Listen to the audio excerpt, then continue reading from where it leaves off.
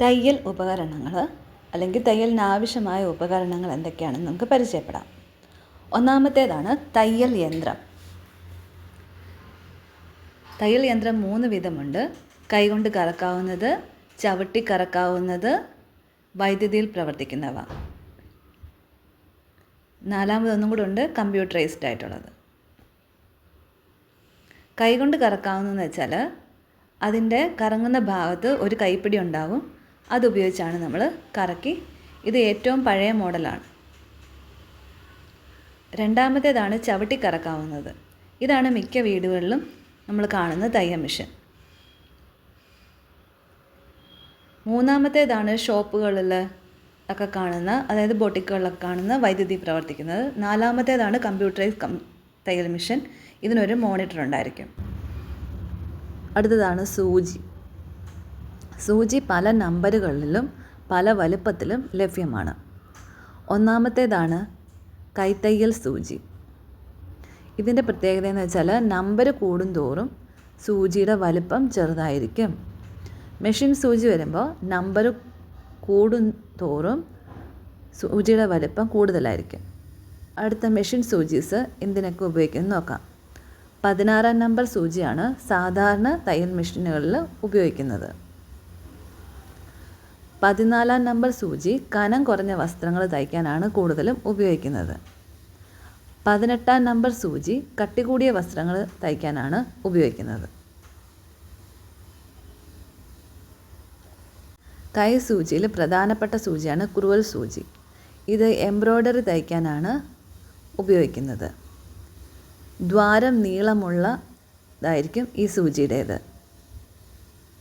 അതുപോലെ മിനുസമുള്ള ഒരു സൂചിയാണിത്.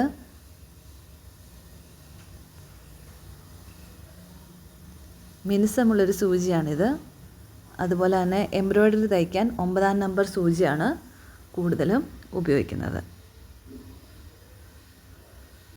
അടുത്തത് നൂല്. നമുക്ക് എപ്പോഴും സ്റ്റിച്ച് ചെയ്യുമ്പോൾ ഏത് തുണിയാണോ ആ തുണിക്ക് യോജിച്ച നൂലായിരിക്കണം തിരഞ്ഞെടുക്കേണ്ടത്. വിവിധ തരം നൂലുകളെക്കുറിച്ച് നോക്കാം. കോട്ടൺ നൂലുണ്ട്, ടെറി കോട്ടൺ ഉണ്ട്, സിൽക്ക് നൂലുണ്ട്. കട്ടിയുള്ള തുണികൾ തയ്ക്കുന്നത് കൂടുതലും കോട്ടൺ നൂല് ഉപയോഗിച്ചിട്ടാണ്.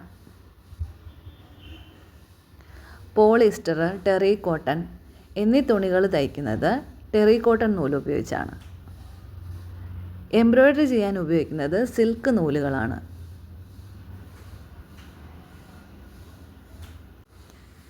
Needle thread. നമുക്ക് എളുപ്പത്തിൽ സൂചിയിൽ നൂല് കോർക്കാൻ സഹായിക്കുന്ന ഒരു ഉപകരണമാണിത്. ചെറിയ ഒരു തകിടും അതിലോലമായ ഒരു കമ്പിയും ചേർന്നൊരു ഉപകരണമാണിത്. പിക്ചറിൽ നമുക്ക് കാണാം. തിമ്പിൾ. സൂചി കയ്യിൽ തറച്ച് കയറാതിരിക്കാനായിട്ട് ഒരു പ്രൊട്ടക്ഷനായിട്ട് ഉപയോഗിക്കുന്ന ഉപകരണമാണ് തിമ്പിൾ. തിമ്പിൾ ലോഹം കൊണ്ടും പ്ലാസ്റ്റിക് കൊണ്ടും നിർമ്മിച്ചിട്ടുണ്ട്. തിമ്പിൾ ധരിക്കുന്നത്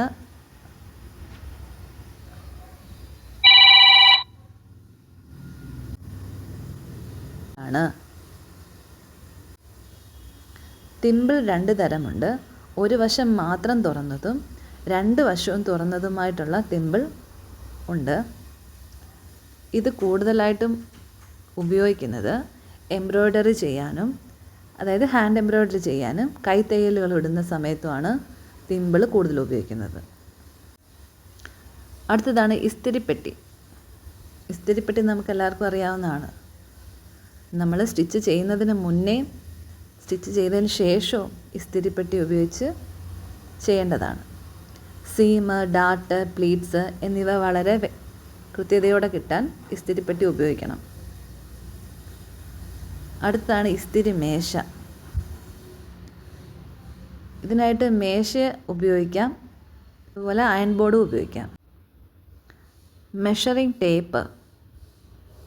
മെഷറിംഗ് ടേപ്പിൻ്റെ നീളം ഇഞ്ചസിൽ 60 ഇഞ്ചും സെൻറ്റിമീറ്ററിൽ 152 സെൻറ്റിമീറ്ററുമാണ്.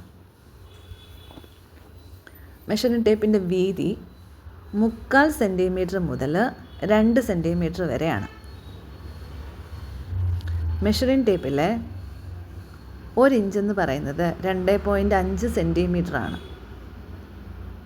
ഇത് 2.5 സെൻറ്റിമീറ്റർ. മെഷറിംഗ് ടേപ്പുകൾ 2 വിധമുണ്ട്, ക്രൗണും ടിന്നും. ക്രൗൺ ഇന്ത്യൻ നിർമ്മിതി ടേപ്പുമാണ്, ടിൻ ഇംഗ്ലീഷ് നിർമ്മിതി ടേപ്പുമാണ്.